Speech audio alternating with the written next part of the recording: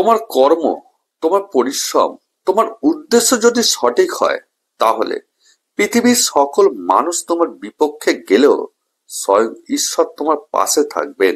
কিন্তু তোমার কর্ম তথা উদ্দেশ্যের মধ্যে যদি স্বার্থ তথা লোভ লুকিয়ে থাকে, তবে পৃথিবীর সকল মানুষ তোমার পাশে থাকলেও স্বয়ং ঈশ্বর থাকবেন না।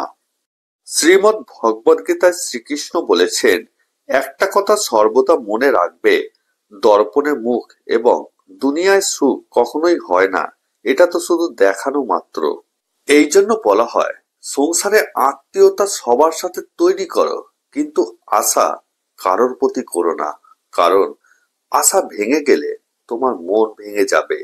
ভগবান শ্রীকৃষ্ণ বলেন, সময় যখন ভালো থাকে তোমার ভুলটাও প্রত্যেকটা মানুষের মধুর লাগে, আর সময় যখন খারাপ থাকে তোমার মধুর কথাটাও মানুষের আঘাত লাগে।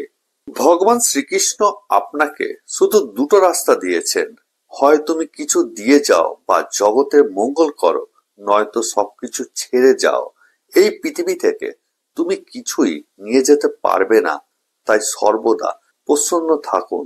শ্রীকৃষ্ণ বলেন, মনুষ্য জন্মের পরে তাকে কর্ম করতেই হবে, কর্ম ছাড়া তার কোনো গতি নেই। তাই প্রত্যেক মানুষ তার নিজ নিজ কর্ম করা উচিত, কারণ কর্ম ছাড়া শরীরের নির্মাণ হবে না।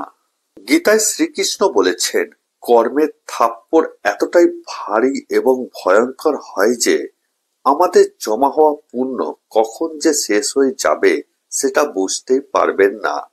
পুণ্য শেষ হওয়ার পর বড় রাজাকেও ভিখারি হতে হয়।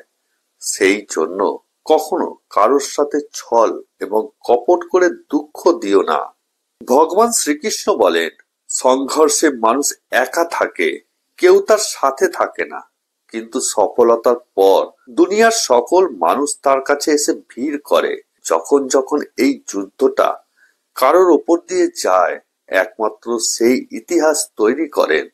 মানুষ চেনার উপায়, যত বেশি নীরব তত বেশি ভয়ঙ্কর, যত বেশি কথা তত বেশি বোকা, যত বেশি ধনী তত বেশি কৃপণ, যত বেশি আবেগ তত বেশি সত্য, যত বেশি শক্তিশালী তত বেশি নির্মম, যত মিষ্টি ততই প্রতারক। মানুষের অহংকার বলে দেয় তার জ্ঞান কতটা, সংস্কার বলে দেয় পরিবার কেমন, স্পর্শ বলে দেয় স্বভাব কেমন, মুখের ভাষা বলে দেয় মানুষটা কেমন, পছন্দ বলে দেয় ভাবনা চিন্তা কেমন, স্বপ্ন বলে দেয় ভবিষ্যৎ কেমন। শ্রীকৃষ্ণ বলেছেন, রাগ থেকে বিভ্রান্তির জন্ম নেয়, বিভ্রান্তি থেকে বুদ্ধি নষ্ট হয়, আর যখন বুদ্ধি নষ্ট হয় তর্ক কোনো কাজে আসে না। আত্মাকে কোনো অস্ত্রই কাটতে পারবে না, আগুনও তাকে পোড়াতে পারবে না, জল তাকে ভেজাতে পারবে না, বাতাসও তাকে শুকাতে পারবে না। ভগবান শ্রীকৃষ্ণ বলেছেন, কাজলের থেকে কালো হলো কলঙ্ক, আকাশের থেকে উঁচু হলো পিতা, পৃথিবী থেকে ভারী হলো মাতা। পুত্র সুখী কে, যিনি ঋণী নন।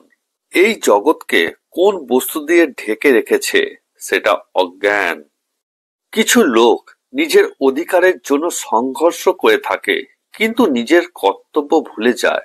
দুঃখের মূল কারণ সুখের খোঁজে বাইরের দুনিয়ায় হারিয়ে যাওয়া। তাই ঈশ্বরের স্মরণে বিনা স্বার্থে যাও, কেননা আপনি কি চান সেটা ঈশ্বর অবশ্যই জানেন।